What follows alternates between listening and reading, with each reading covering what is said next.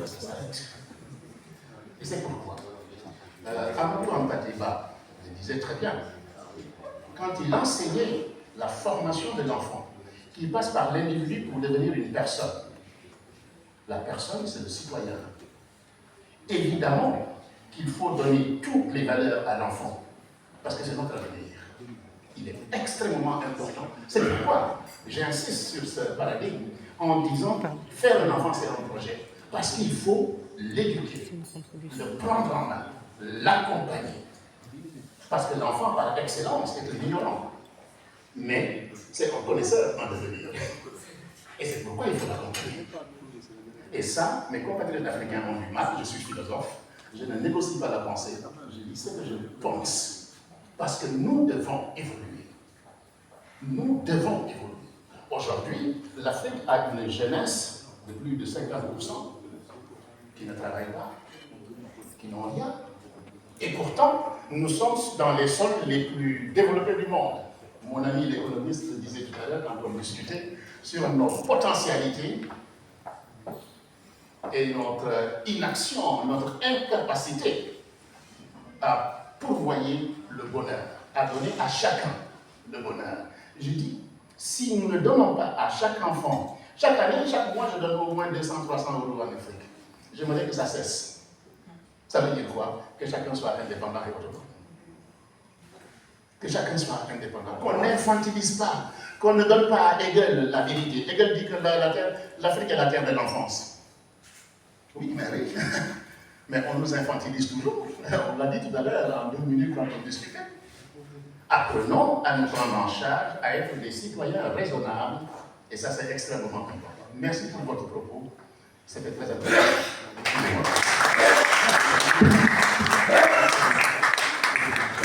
Alors finalement, il n'y a pas de questions.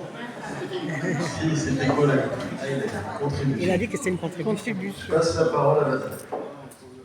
Merci beaucoup. Donc nous avons retenu que l'avenir doit commencer par les enfants. Qu'en pensez-vous, professeur Robert Prosperini? Je vais faire intervenir le professeur agrégé et ancien inspecteur universitaire, le professeur Robert Prosperini. Merci madame. Et je vais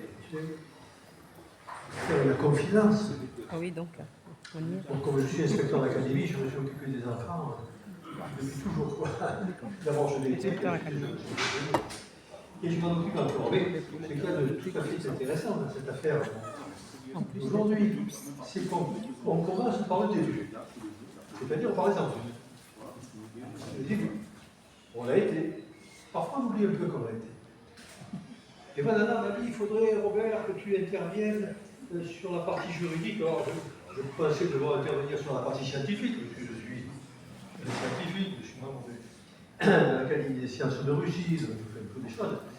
Et là, maintenant, il faut intervenir sur le plan juridique. Alors, j'ai réfléchi. J'ai dit, mais elle a raison. Le juridique, il vient après les découvertes.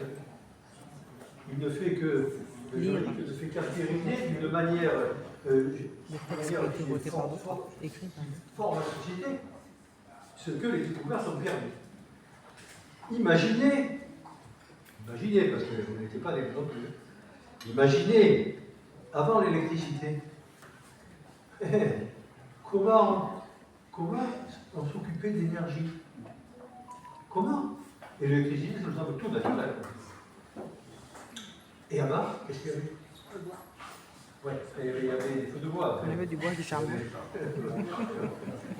Bon, donc effectivement, tout d'un coup, quand l'électricité est arrivée, on a pensé qu'il fallait que ceci rentre aussi dans les textes juridiques, naturellement, parce qu'on ne vit plus comme avant. On ne vit plus comme avant. Même si on a des racines, et heureusement, pose tel qu'on est, originaire de ici, une pose tel qu'on est, avec toute notre tradition, qui demeure. On a certainement organisé avec des moyens supérieurs. Alors effectivement, j'ai regardé quelque chose. J'ai regardé quand dans les textes modernes, en tout cas, pour retourner à l'Antiquité, les difficultés que veut dire les hiéroglyphes, car dans les textes, on s'est occupé des enfants. Eh bien, en France, en tout cas, on s'en est occupé pour la première fois en 1841. C'est pas bien, hein, c'est même pas 200 ans. On s'en est occupé pour dire les enfants.